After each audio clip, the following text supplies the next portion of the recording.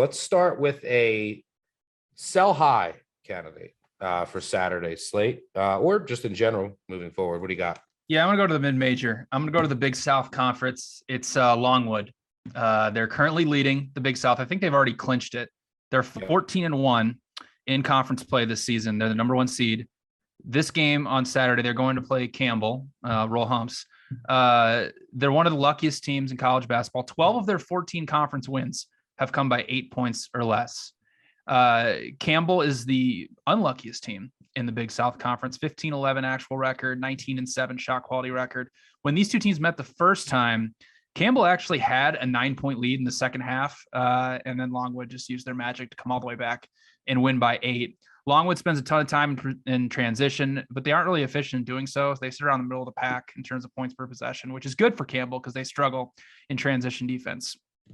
The Longwood defense really isn't that good for being 14-1 in conference play. They're 7th in the Big South in adjusted defensive efficiency, and Campbell should be able to torch them inside like they did in the first meeting when they shot 67% from 2-point range. Campbell also second in the conference in 2-point field goal percentage, while Longwood 10th and also allowing 61% at the rim. KenPom makes this Campbell -1. You might get a little bit of an inflated line on Campbell because the game really doesn't mean anything to Longwood, because I believe they have a 1-game lead over Winthrop for the number 1 seed and the head-to-head against them. So I'll play the Fighting Camels up to -3, but yeah, Longwood's going to be a team I'm definitely be fading in the Big South tournament. Yeah, I like this, and I'm not sure what you're gonna see from Longwood. You got to remember in these spots when teams have already clinched, they might go all out, they might rest some guys. As far as Campbell is concerned, it's their last regular season game of the season at home. They're one of the most experienced teams in the country. A lot of seniors on that team. So I think that this is a really good spot for them. Revenge from a loss earlier this year when they lost at Longwood. Campbell's a pretty good shooting team. They were 5 of 22 from 3 that game. So I agree. I would love to get them -1 here against Longwood, the Lancers from Farmville, Virginia. I'm going to sell high North Texas, who is absolutely rolling of late. They have won, they're now inside the top 40 on KenPom. They have won 12 in a row since losing at home to UAB. That includes a 1-point win over Louisiana Tech, who they will play on Saturday. And I'm assuming North Texas will have won 13 in a row by the time you're listening to this. They play Southern Miss tonight, one of the worst teams in the country. North Texas like 20-point favorites. Louisiana Tech is going to go to Denton, and they lost earlier this year. Double revenge for Louisiana Tech. I think they've had this game circled. Last year they lost. They were the number 1 seed, Louisiana Tech. They lost in the semis to North Texas in a grinder. Earlier this year, they lost on Tyler Perry, who's excellent for North Texas, hit a 3 in the final seconds, and North Texas won by 1. Louisiana Tech led that game in the second half by 17. They blew a 17-point lead to North Texas. They have had this game circled. KenPom has this at 9. I would die for 9. I think this is actually a decent matchup for Louisiana Tech. I think Laughlin can have success inside. And this is where you really want to fade North Texas. And you've seen North Texas have a ton of success in close games. Like they beat Florida Atlantic by 3. They just beat UAB by 1. They beat Louisiana Tech, as I mentioned before, by 1. This is a team that plays super slow. They're now dead last in adjusted tempo. They're slower than Virginia, and they grind you down. They make you play their style, but they play slow. So the possessions are limited, and against really good teams. Laying 8 with them, they're also really, besides Perry, no one could shoot free throws. So that could come into play as well. They're outside the top 300 in free throw percentage. So I think this is a great spot to sell North Texas high. North Texas is one of those teams that, because of how they play, they're kind of immune to home road splits. They're just going to control the tempo. They kind of take opposing crowds out of the game. So like the difference between, them catching 1 on the road and them laying, say 7 or 8 at home is massive, because it's just low possession game. It doesn't matter when they go on the road. They struggle from the line. I think Louisiana Tech has had this circled since last year. Then they blow the 17-point lead. I think this is a super smash spot for La Tech. I would love to get 7+. So I am rolling with the Bulldogs on the road in Conference USA.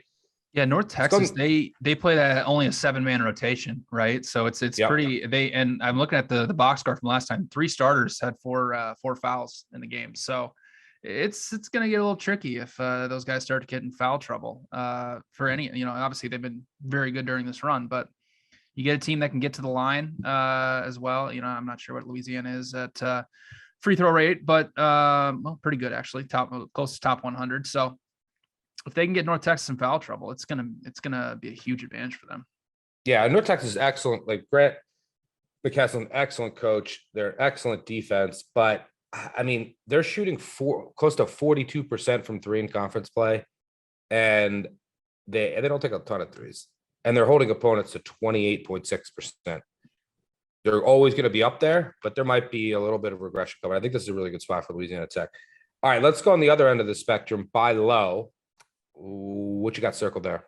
I'm going to buy low on Xavier, coming off that triple overtime loss to Providence. They're sitting at 7-9 in the Big East now, but they got a big time revenge spot on Saturday at home against Seton Hall, who they lost by 2 against earlier this season.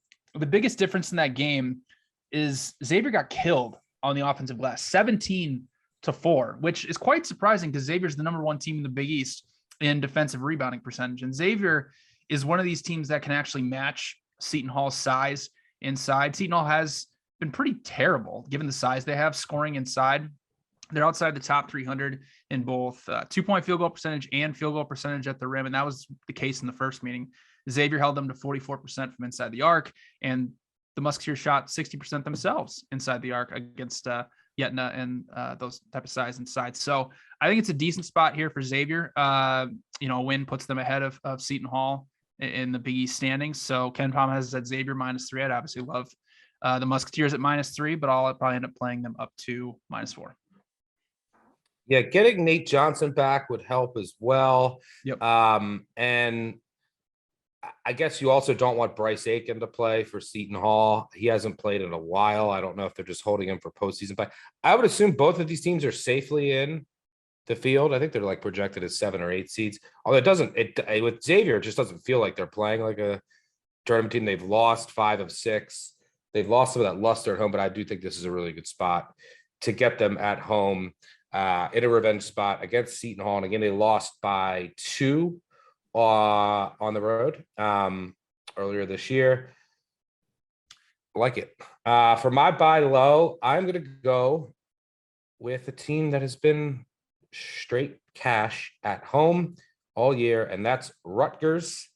I know that, look, I mean, Rutgers is they're 6-0 against the top 35 on Campbell at home this year. 6-0 straight up, I think 6-0 against the spread as well. And I know that Wisconsin, they beat Wisconsin at Wisconsin, which is one of the crazier results of the year when you consider just the home road splits of Rutgers. So I know that Wisconsin has revenge here, but and the reason I'm saying buy low, Rutgers lost by 12 at Purdue, and they lost by 9 at a shorthanded Michigan, 2 straight losses on the road. They come home here. This is a team that's not, they have some really good wins, but they still need to close the year out strong. Yes, Wisconsin has revenge. Wisconsin has won 3 straight. They barely eked out a win over Minnesota. They beat Michigan and they beat Indiana on Indiana collapse. But so I think they'll be focused here. They do have Purdue on deck, which it could be an enormous game in the Big Ten standings. So maybe there's a little bit of a look away. But I just really like the matchup for Rutgers. I think one of the reasons that they were able to win at Wisconsin is Caleb McConnell's defense. He is one of the best individual defenders in that conference, and he locked up Johnny Davis, held him to 11 points. I watched that game. He was all over him. And if you could take him out, if you have someone that can match him and you don't have to give too much help, this Wisconsin team becomes very, very pedestrian. So I think that, Rutgers, who's just been a supernova at home all year, they have a guy who can match up with Davis. I think they can out physical Wisconsin here. A Wisconsin team that has been, I think they have 4 more wins than they're projected on shot quality. Been pretty fortunate this year. So I like Rutgers at home in the rat. Why fix what's not broken, or whatever that saying is? Rutgers at home. They've just been money all year. Most likely going back to them here.